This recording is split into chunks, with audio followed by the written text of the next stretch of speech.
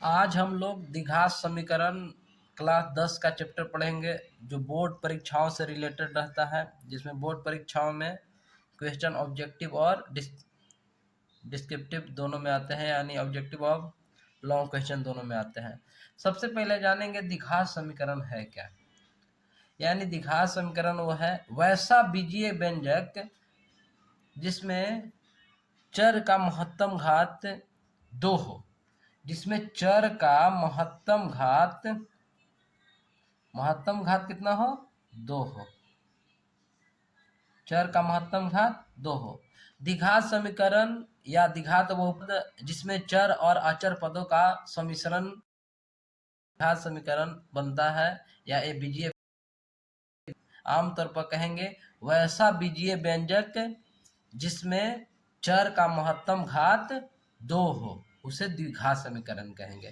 द्विघात समीकरण का सामान्य रूप या समान रूप से प्रदर्शित करने के लिए हम लोग ax² plus bx plus c equal to 0 लिखते हैं, जहां a डज नॉट 0, a 0 नहीं होना चाहिए। अगर a 0 हो जाएगा तो इस द्विघात समीकरण का कोई मतलब नहीं रह गया। जैसे ही हम a को 0 करेंगे x² प्लस c, यानी ये 0 हो गया bx प्लस c, इसमें बात कहीं भी 2 नहीं है, तो ये द्विघात समीकरण नहीं कहा जाएगा।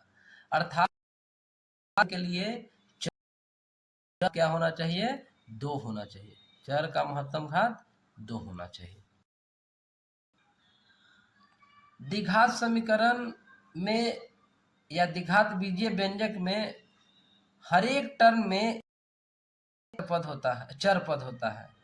जैसे देखिए यहाँ पे चर मान या चर पद x है, यहाँ भी चर पद x है, और यहाँ भी चर पद x है। अब बोलेंगे यहाँ चर पद कैसे है, तो है c के बगल में हम x लिखेंगे, यानी x टू द पावर 0 का, यानी कि c गुना 1 बराबर c, यहाँ भी चर पद है। तो यानी कि द्विघात समीकरण के एक संपूर्ण बीजीय व्यंजक पे सभी पदों के साथ एक चर पद जुड़ा होता है। द्विघात समीकरण का मतलब होता है इसके x के दो